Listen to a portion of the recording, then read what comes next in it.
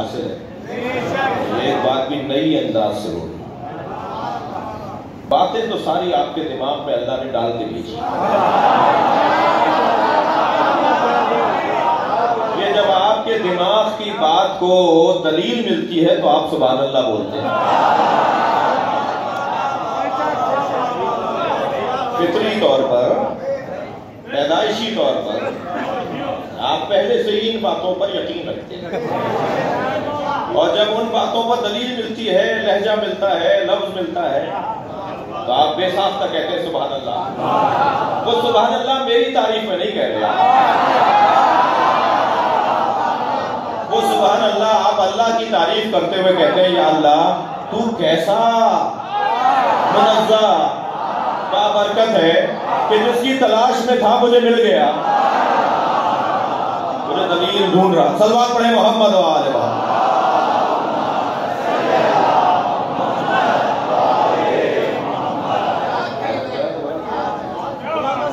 अब सलामती के लिए बावाज़े बुलंद सलावत।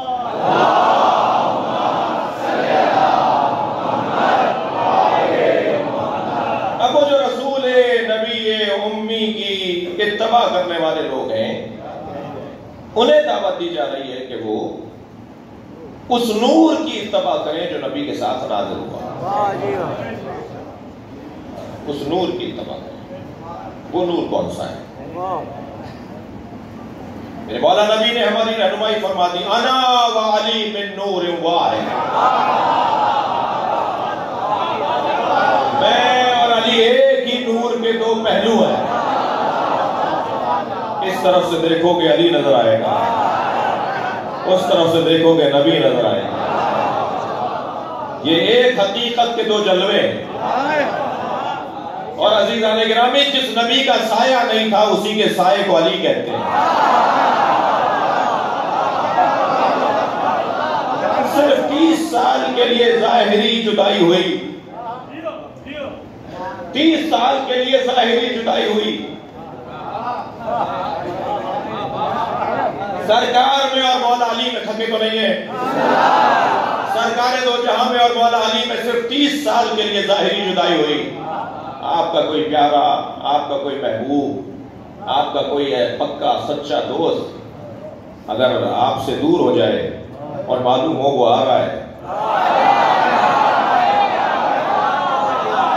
तो आपके जज्बात क्या होते हैं? और बाद में भी देखिएगा कि मौला अली और नबी में 30 साल का ज़ाहिरी सिन का फर्क है, मगर ये जो ज़ाहिरी 30 साल का फर्क है, उसके बाद जब मौला अली की आमद हुई और उसके बाद नबी के मुकर्रम की रहलत तक, मैं दावे के साथ मेंबर से कहता हूं, सिर्फ एक दिन के अलावा कोई दिन मुझे ढूंढ कर दिखाओ जो नबी का अली के बगैर गुजरा हो।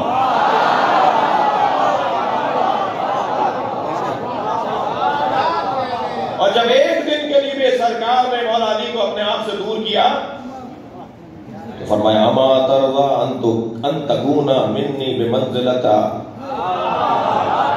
मूसा मिन हारून। क्या आप इस बात पे राजी नहीं है कि आपको मेरे साथ अली वही निस्बत हो जो मूसा और हारून को थी? मूसा भी तो छोड़कर गए थे ना हारून को, तो मैं भी आपको हजरत मूसा की तरह छोड़कर जा रहा हूं। फर्क यह है कि इल्ला ला नबी आबादी, मेरे बाद कोई नबी आने वाला नहीं है। इल्ला ला नबी आबादी या इल्ला ला नबूवत आबादी? भाई ये संगीन बात है। सलवात पढ़े मोहम्मद व आले।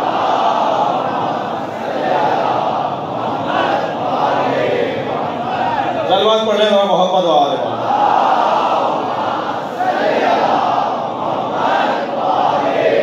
अस्सलामु अलैका या अहल बैत नबुव्वा। बस इतना काफी है। सलवात पढ़े मोहम्मद व आले।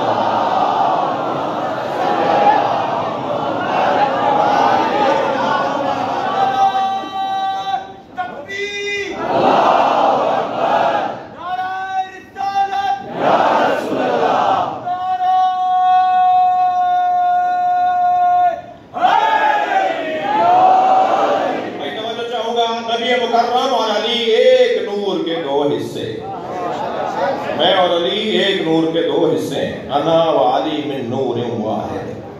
दो हिस्सों में बांट कर बताया, जो हिस्सों में बढ़ जाए एक हिस्सा दूसरे हिस्से का मोहताज,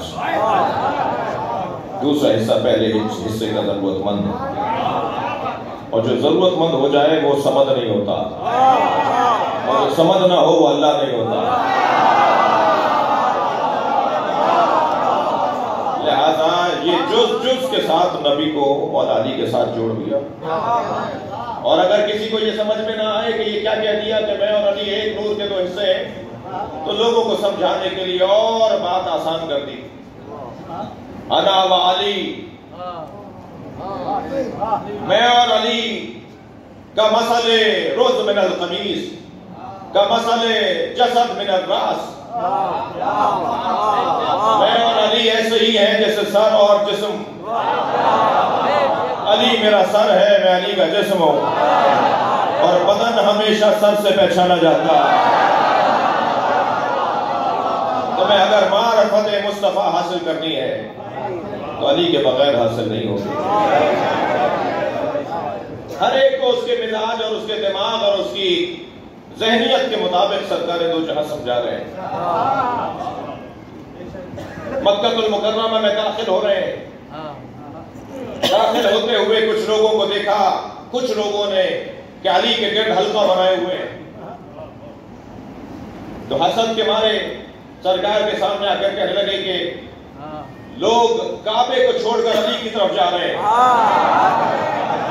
तो मेरे मौला नबी ने फरमाया, मसल अली इनका मसल काबा।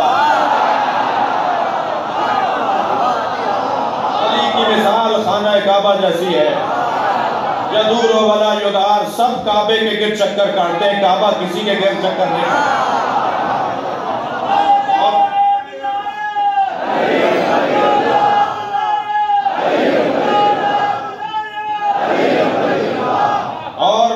कर दिया ताकि लोग अली की मारिफत हासिल करें।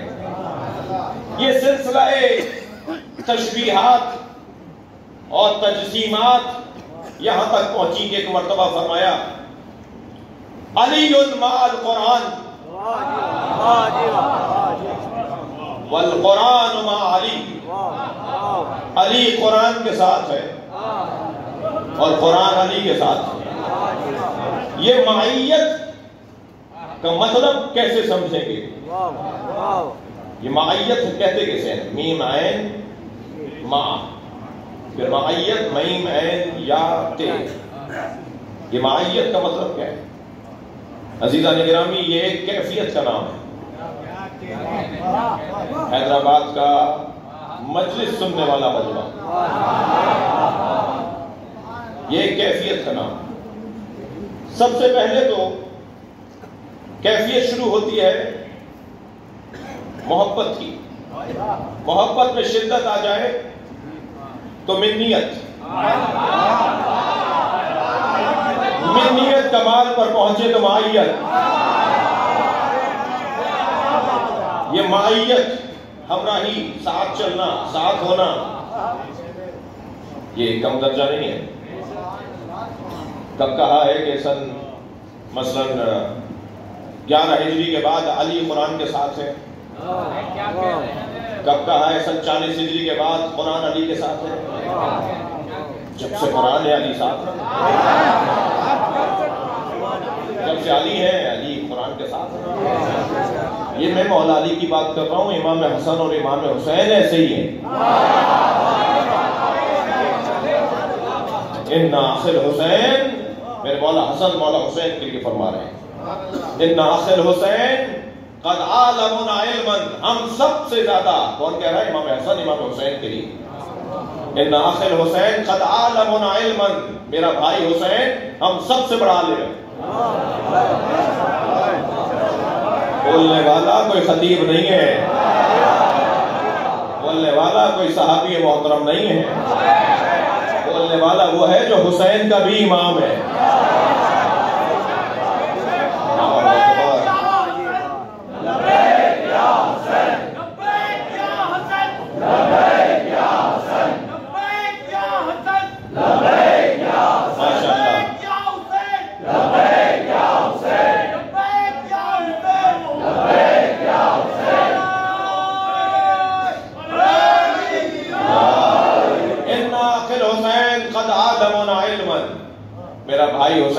सबसे बड़ा आलिम, वह अस्क़लुना हिल्मा, और हिल्म और बुर्दबारी में हम सबसे ज्यादा संगीन, वह अक़रबुना मिन रसूलिल्लाहि रहमा, और हम सबसे ज्यादा नबी से कुर्बत रखता है। काना युक़रउल वही क़ब्ल अन युनतक़, हुसैन ने कुरान नाजिल होने से पहले कुरान पढ़ लिया था। नहीं समझ में आएगा उन लोगों को जिन्होंने यहां से पानी नहीं पिया। जायका बढ़ाइए, जायका बहाल करवाइए।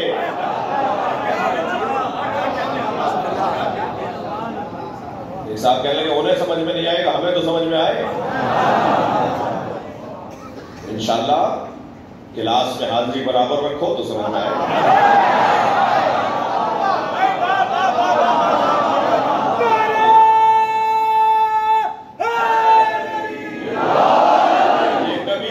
मजलिस में शिरकत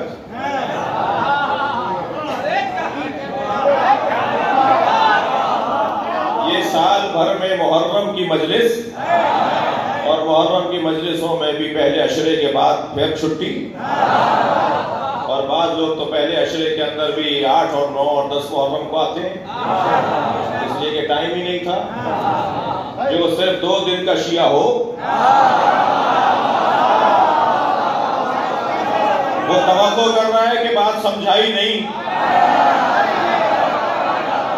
वो तवक्को कर रहा है कि बात ऐसी कर दी जो समझ में नहीं आई।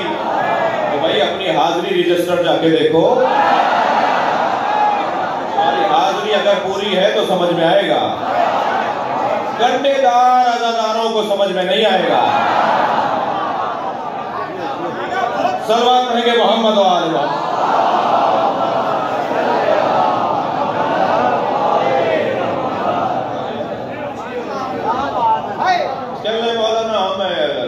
समझ में ही नहीं आती मजलिस, नहीं इसी ऐसे। आज तो अल्हम्दुलिल्लाह बहुत आसानियां हो गई हैं। आज लैतुलाल बहाने नहीं चलेंगे, आज आसानियां फराम हो गई हैं। और मैं ख़वातीन को वाफ़रीन कहूँगा, मरहबा कहूँगा, ये जो अपने मर्दों को या बेचती हैं या साथ लाती हैं। ख़वातीन का बड़ा किरदार है, बड़ा किरदार है ख़वातीन का। आपसे कम नहीं है इस वक्त मजलिस में, आपकी शिरकत से बराबर की शिरकत है। अगर आप देखें, इनके सब्र देखें, इनकी बर्दाश्त देखें, ये मजलिस में बैठी हैं। और मैं इन बीवियों से कहूँगा कि अगर आज तक की मजलिस में आपके घर का मर्द, बेटा, बहन, शौहर, भाई नहीं आया है तो कल उसे मर्द बनाइए।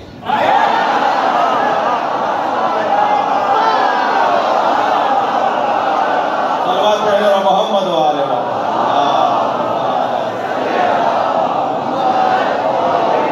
इससे बेहतर और बुलंद सलवात।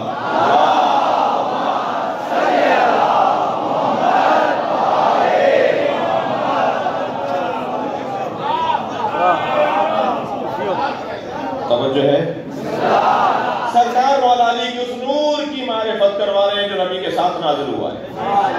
फरमाया अलीयुन माल कुरान वल कुरान मा अली। ये ऐसा मुसल्लम मुस्तनद सही सनद फरमान मुस्तफा है जो मौला अली के फजाइल में इनफरादियत रखता है। एक बुजुर्ग अहले सुन्नत आलिम दीन लिखते हैं कि अली के सारे फजाइल एक तरफ और अली की ये फजीलत कि अली कुरान के साथ है और कुरान अली के साथ है। ये फजीलत अली की इनफरादी है, अली के अलावा किसी और को ये कमाल हासिल नहीं। तवज्जो कर रहे हैं? अब जरा जिगर थाम के और संभल के बैठिए, मैं मजलिस शुरू कर रहा हूँ।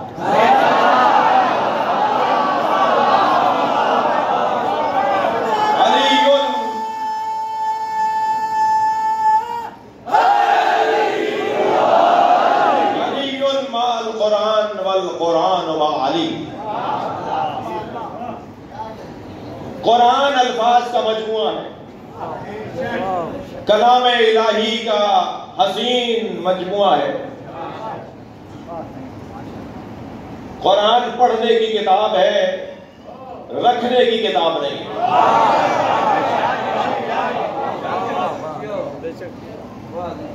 कुरान सुलाने की किताब नहीं है, जगाने की किताब है।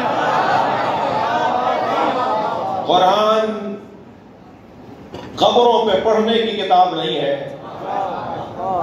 बल्कि कुरान जिंदों को सुनाने की किताब है। हाँ, अगर ये सारे काम हो तो फिर कब्र पे भी पढ़ना सवाब। अगर ये सारे काम हो, जब मुसाफिर घर से निकल रहा होता है वो कुरान के नीचे से गुजरता है, तो इसका क्या मतलब है? तुम कुरान के नीचे से गुजरे हो, रिश्वत लेने जा रहे हो?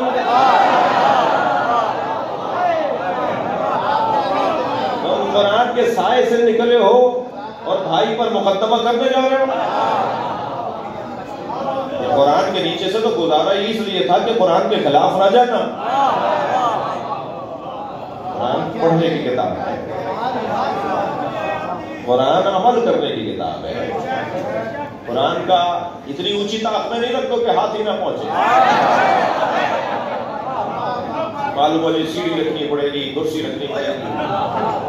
अफसोस है उन घरों पर जिन घरों के कुरान पर मट्टी जम जाती है,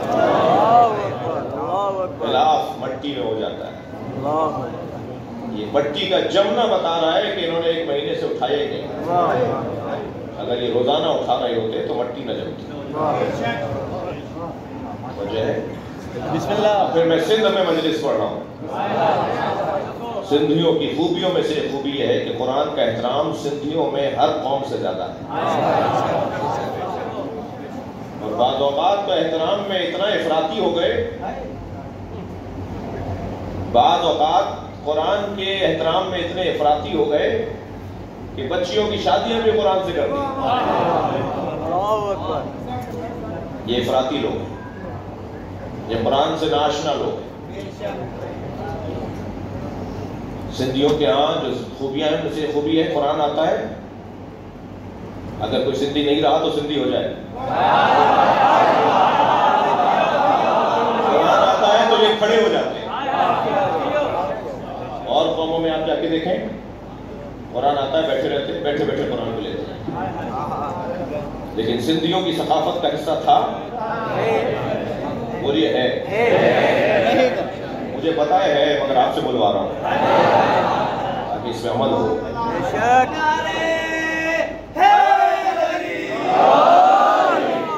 आता है तो ये खड़े हो जाते हैं। भाई सिंधियों से प्यार की दलील दे रहा हूं। मेरे खानदान के लोग नाराज ना हो जाए। ये तो तकदीर इलाही है ना कि मैं मिसाल के तौर पे उर्दू बोलने वालों में पैदा हो गया। लेकिन अगर अल्लाह मुझे इजाजत देता तो बड़े जिगर से बात कर रहा हूं, मैं अल्लाह से कहता मुझे सिंधियों में पैदा हो।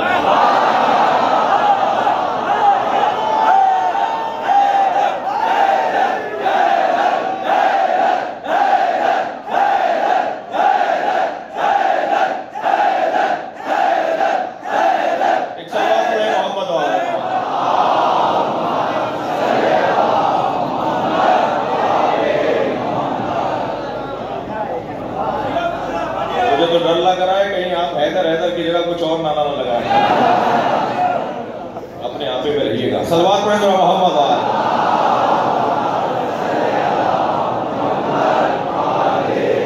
बड़ी मेहनत के बाद एक जुमला हदिया करने जा रहा हूं।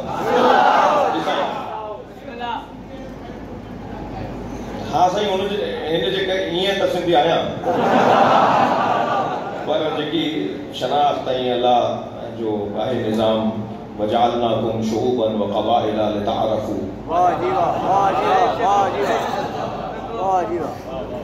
उसके हिसाब से तो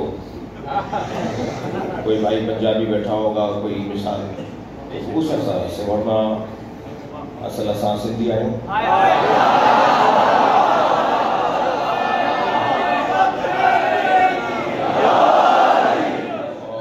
और मुझे सिंधियों से प्यार का ये जो सबब है ना कि कुरान के आने पे खड़े हो जाते हैं, इसकी इल्लत सुन।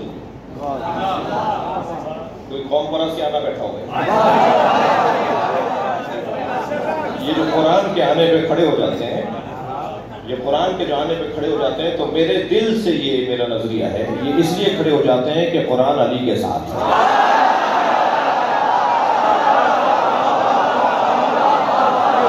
अली कुरान के साथ। सलवात पढ़ेंगे मोहम्मद व आले मोहम्मद।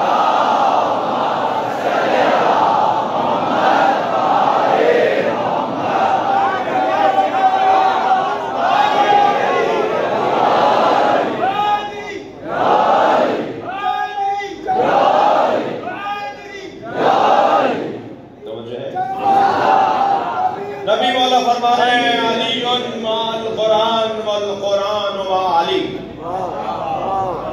अली ये कुरान के साथ है और कुरान अली के साथ है। जब नबी ये कह गए तो वो कैसा मुसलमान है जो कहता है कि कुरान और अली जुदा है?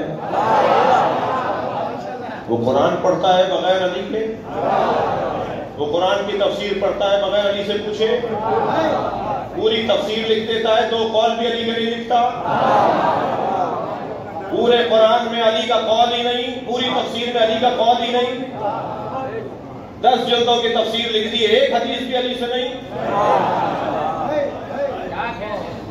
मेरे मौला नबी ने फरमाया या अली इल्ज़म बैतक, तुम उस वक्त तक घर से न निकलना जब तक मेरा बताया हुआ तफसीर कुरान, मेरी बताई हुई तफसीर कुरान जमा न कर लो। 6 महीने गुजर चुके थे खिलाफत और हुकूमत को कायम हुए हुए, मौला अली नहीं मिले। अली के नजदीक किसी और चीज को अहमियत नहीं है जितना कुरान को अहमियत है। तो हजरत से हजरत मिलने आए। पहले तो पैगाम भेजा कि आप आइए, हजरत ने फरमाया आप मेरे घर आइए, और वो घर आ गए। अली के बुलाने पर हजरत का आना ये खुद दलील है कि हजरत अली को अफजल मानते थे।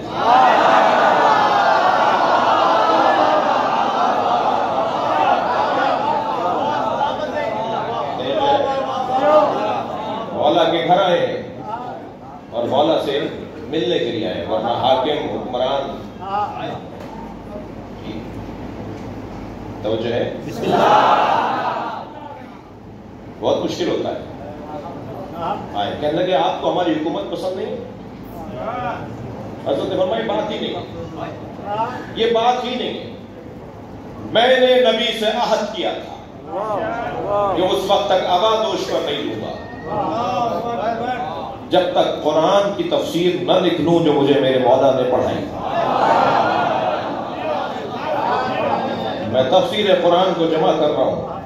एक एक आयत के बारे में मेरे मौला नबी ने मुझे जो तालीम दी है उसे जमा कर रहा हूं, और फिर उसे जमा करने के बाद 6 महीने के बाद मौला अली लेकर आएंगे ये तफसीर कुरान है। तो आवाजें उठने लगी हमें नहीं चाहिए। अल्लामा सुयूती तारीखुल खुलफा के अंदर लिखते हैं, हवाला इसलिए दे रहा हूं ताकि कोई उलझन ना हो। अल्लामा सुयूती तारीखुल खुलफा के अंदर लिखते हैं कि अगर इब्न सीरीन से रिवायत करें, अगर वो तफसीर कुरान जो अली ने जमा की और लिखी आज मुसलमानों के पास होती तो इल्म का समंदर होता जिससे हम महरूम हो गए। सरकार लेकर गए हैं हमें कुरान अली के साथ, थके तो नहीं? अली उल कुरान वल कुरान माली, नबी लेकर गए हैं अली को कुरान के साथ, कुरान अली के साथ। कुरान अल्फाज का मजमुआ है, कुरान लफ्जों का मजमुआ है, कलाम इलाही है, और लफ्ज लहजों का मोहताज होता है। अल्फाज लहजों के मोहताज होते हैं। लहजा जब तक उसी लफ्ज के मुताबिक अपनाया जाए जिस लहजे में वो लफ्ज नाजिल हुआ था, तो उस वक्त तक मफहूम ही बदल जाएगा। मिसालें बहुत सी दे सकता हूं। एक जुमला है, आप आ गए, आप लहजा बदल बदल के बोलिए, मतलब बदलता रहे। एक साहब को हमने बुलाया था, वो वक्त मुकर्रर पर आ गए, तो हमने खुशी से कहा आप आ गए। एक साहब से कहा था वहां ना आइएगा, आपके आने से फसाद होगा, और वो आ गए। तो हमने कहा आप आ गए।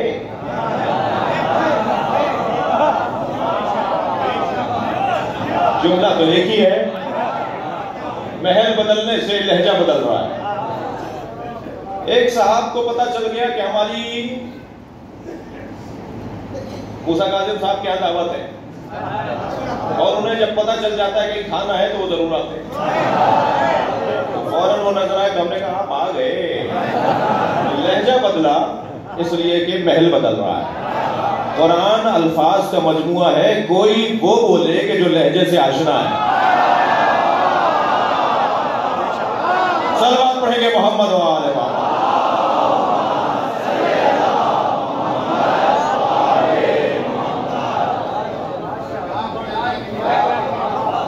कुरान, एक और बात लीजिए, कुरान अल्फाज का मजमुआ है, लहजे का मोहताज।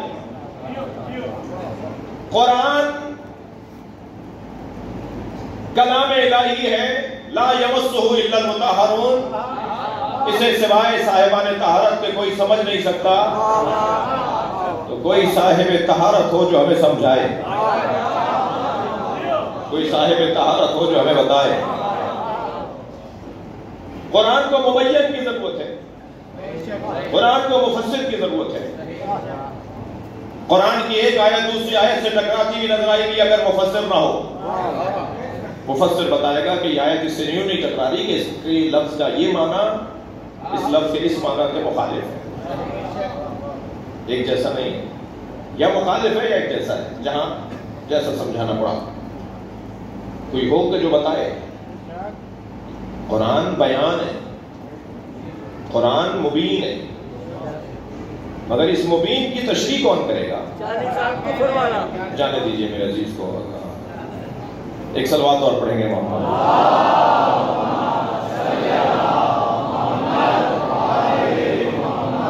इससे बेहतर सलवात पढ़ेंगे।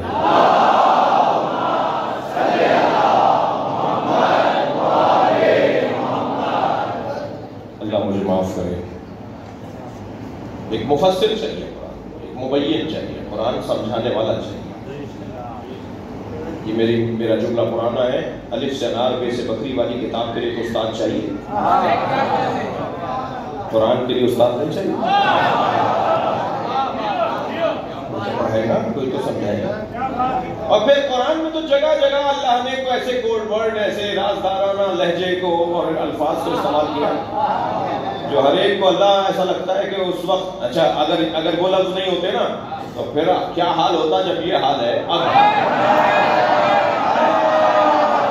अब ये हाल है कि हमें कुरान काफी है, अगर वो लफ्ज ना होते तो क्या होता? अलिफ लाम मीम, नीचे लिख दिया अलिफ लाम मीम, तर्जुमा करो ना। अलिफ लाम रा, नीचे लिख दिया अलिफ लाम रा, बताओ ना क्या मतलब है? काफ हा या ऐन साद, नीचे भी लिख दिया तर्जुमे में काफ हा या ऐन साद, बताओ ना क्या मतलब है? तुम्हें मतलब पता होता? अल्लाह ने इन अल्फाज को कुरान में नाजिल करके बताया कि मैं ये नबी से बात कर रहा हूं, तो मैं ये नबी बताएगा या नबी जैसा बताएगा?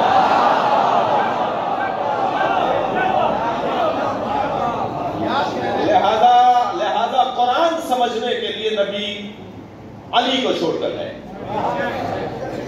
और ये जैसे ग़िज़ा मुंतकिल की जाती है, ऐसे ये एक के बाद दूसरे को ग़िज़ा मुंतकिल करते रहे। हर जमाने में एक कुरान का मुफस्सिर है, हर जमाने में एक कुरान का मुबय्यिन है, एक हर जमाने में कुरान का एक समझाने वाला है।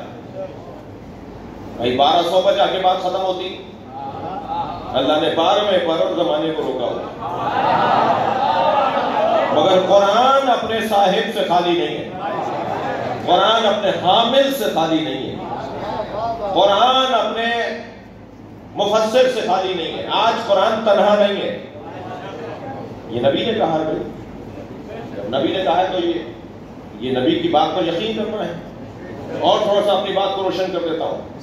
अल्लाह है, ये नबी ने बताया है ना। कुल हुवल्लाहु अहद, कह दो अल्लाह अहद है। अल्लाह वहदहु ला शरीक है, ये नबी ने बताया है। उसी नबी ने ये भी बताया है कि मैं 2 चीजें छोड़े जा रहा हूँ, किताबुल्लाह व इतरती अहले बैती। मैं अल्लाह की किताब और अपनी इतरत छोड़कर जा रहा हूँ। तो नबी के उस कौल पर यकीन है तो इस कौल पर भी यकीन करो कि 2 चीजें छोड़े जा रहे हैं। और ये भी फरमा दिया लन यफ्तरिका, ये एक दूसरे से जुदा नहीं होंगे यहां तक कि कयामत में मुझसे आकर मिलेंगे। तो नबी के इस कौल पर यकीन रखा जाए कि कुरान अकेला नहीं है। तो हमें तो कुरान नजर आ रहा है मस्जिद में, घर में रखा हुआ। अहले बैत कहाँ है? अहले बैत कहाँ है? मैं बच्चों और जवानों के लिए जुमला कह रहा हूँ, हमारा नजर न आना मयार कब है? खबरदार अपने कद में रहो, अगर खबरदार अपने कद में रहो, अपने आपे में रहो, बाहर ना निकलो। जब कभी इस तरह की बात, कोई इस तरह की सोच दिमाग में आए तो चेहरा आईने में जाके देखो। अगर तुम्हें नजर नहीं आ रहा तो तुम्हारा देखना मयार कब है? नजर ना आने वाला नहीं होता, ये किसने समझाया? अल्लाह नजर नहीं आ रहा। किसी में जुर्रत है तो कहो कि नहीं है। हवा चल रही है, महसूस हो रही है, नजर नहीं आ रही। ये तो दलील नहीं है कि हवा नहीं है। बहुत से लोगों के सर में मैंने दर्द कर दिया होगा, दर्द हो रहा है मगर नजर नहीं आ रहा। दर्द है मगर नजर नहीं आ रहा। तो ये कौन सी दलील हुई कि जो नजर आए वही मानोगे, जो नजर नहीं आ रहा उसे नहीं मानोगे? नहीं अज़ीज़ान गिरामी, नबी ने कहा है कि ये एक दूसरे से अलग नहीं होंगे, तो नबी को मानो कि ये एक दूसरे से अलग नहीं होंगे।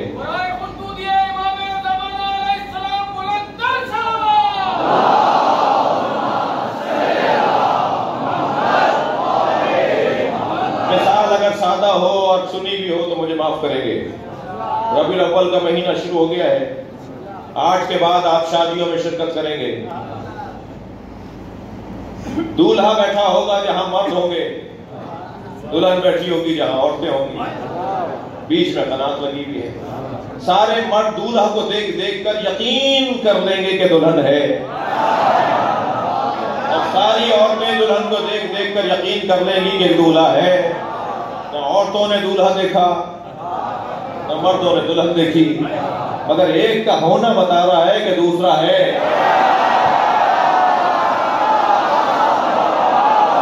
अगर कुरान तुम्हारे घरों में है तो नबी पर यकीन रखो कि अहले बैत है।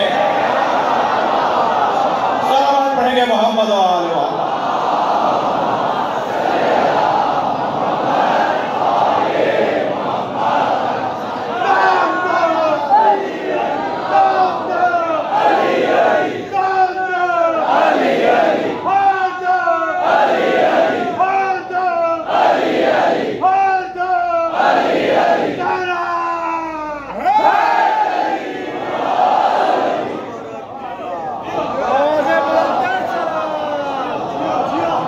कुरान और अहले बैत का ऐसा साथ है कि ये सरबुरीदा भी हो, कुरान की तिलावत करते हैं।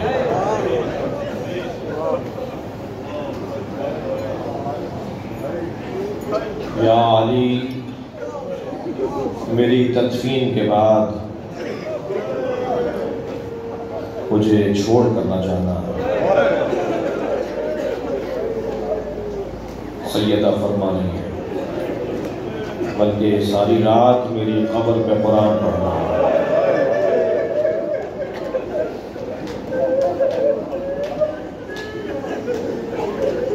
सुबह काजिब तक ये कुरान पढ़ते रहे तो कब्र ज़हरा से आवाज आई,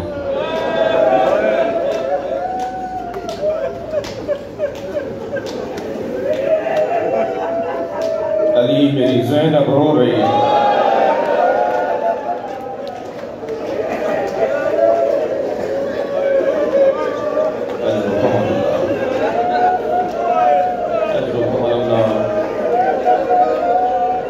आपकी आवाज़ें बुलंद हैं, अल्लाह आपको अजर सवाब अता फरमाए। चलिए अपने ज़हनों को करबला ले चलिए।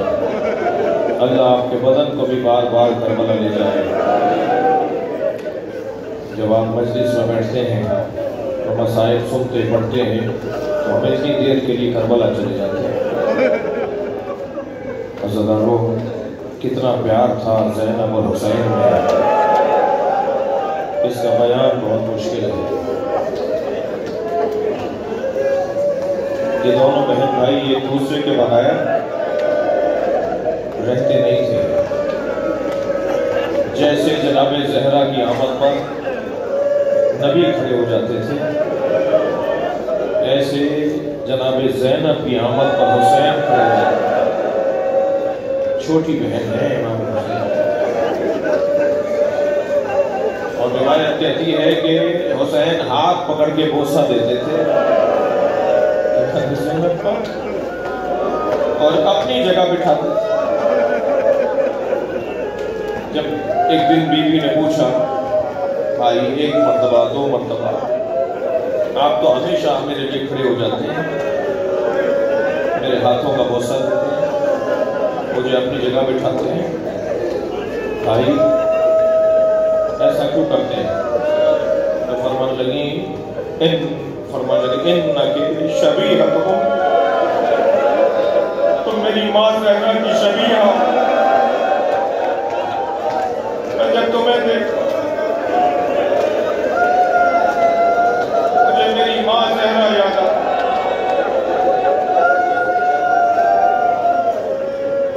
तुम सानिया ज़हरा हो,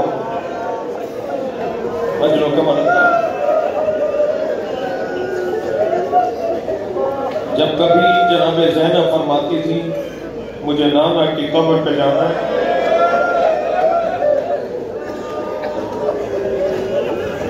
तो एक जानिब हसन चलते,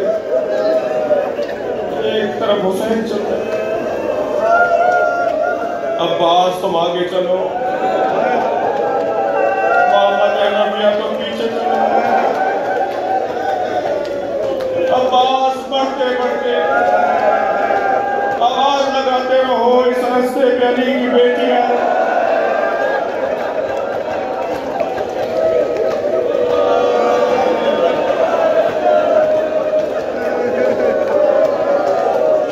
जब रोज़ा रसूल पर पहुंचते थे तो हजरत अब्बास आगे बढ़कर चरागों को गोल कर देते,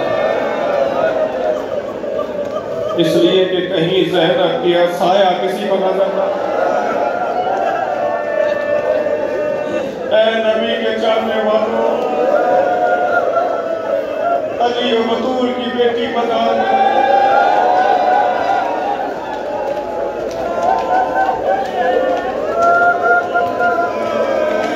जो ज़ैनब कभी भाइयों के साथ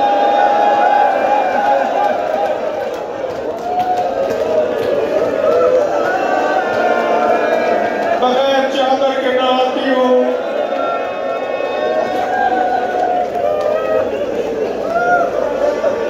जब बाबा घर में आते थे तो मेरी बीवी पहले चादर की तरफ लफ्ज दौड़ती थी, चादर सर पे रखकर बाबा के सामने। एक दिन जनाब ज़ैनब बाबा की गोद में बैठी थी कि जनाब ज़ैनब के सर से चादर सरक गई। मेरे मौला अली ने सर का बोसा दिया, बहुत रोए अली।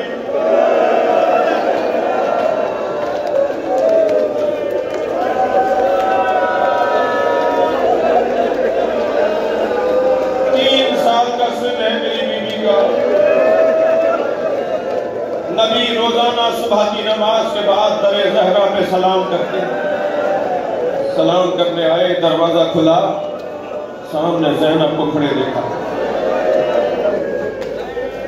आगे बढ़ के पेशानी का बोसा दिया, फरमाया ज़ैनब तुम दरवाजे पर क्यों आई हो?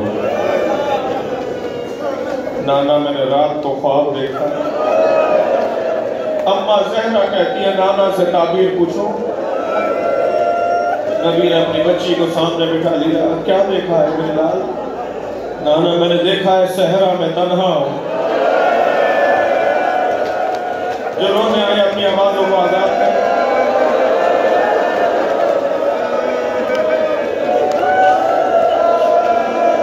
नाना तेज आंधी चल रही है और आंधी इतनी तेज है कि मेरे पैर जमीन से उखड़ रहे हैं।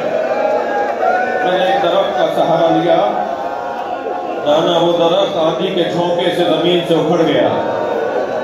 मैंने दूसरे दरख्त का सहारा लिया, वो दरख्त भी जमीन से उखड़ गया।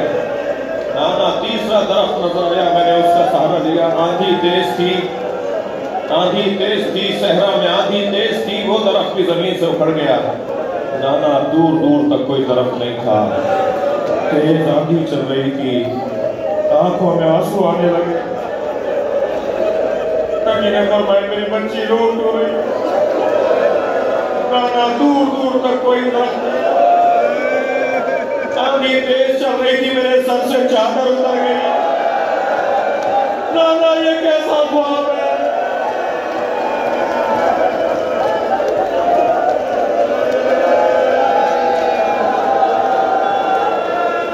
नबी रोए, आंखों में आंसू आ गए। ज़ैनब तुम्हारे 3 सहारे हैं। तुम्हारा बाबा अली तुम्हारा सहारा, तुम्हारा भाई हसन तुम्हारा सहारा, तुम्हारा भाई हुसैन तुम्हारा सहारा। एक बयाबान होगा जहां तुम्हारे सर से चादर उतरेगी।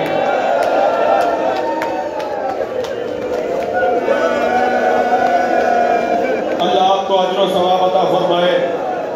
जब मजलिस में आवाजें बुलंद होती हैं, रोने वालों का गिरिया बढ़ता है, इमाम जाफर सादिक दुआ देते हैं या अल्लाह ये हमारे अमल को जिंदा कर रहे हैं। यकीन जानिए हमारे अमाल अपनी जगह, मगर इन आंसुओं का क़यामत में बड़ा फायदा, बड़ा नतीजा है। तसल्ली कीजिए, मुझे जल्दी नहीं है, जरा सांस लीजिए। अजर व कमल अल्लाह, अजर व कमल अल्लाह, अजर व कमल अल्लाह। जो ज़ैनब बाबा के सामने बगैर चादर के ना जाती है, जो ज़ैनब भाइयों के सामने बगैर हिजाब के ना जाती है, मैं रोने वालों से सवाल करूंगा। जिसका तसव्वुर करबला चला जाए उसका मकाम बहुत बुलंद है। मैं रोने वालों से सवाल करूंगा शामे गरीबा में बगैर चादर के नमाज कैसे पढ़े? वो मगरिब की नमाज वो कैसे कहा होगा ज़ैनब ने अल्लाहु अकबर या अल्लाह।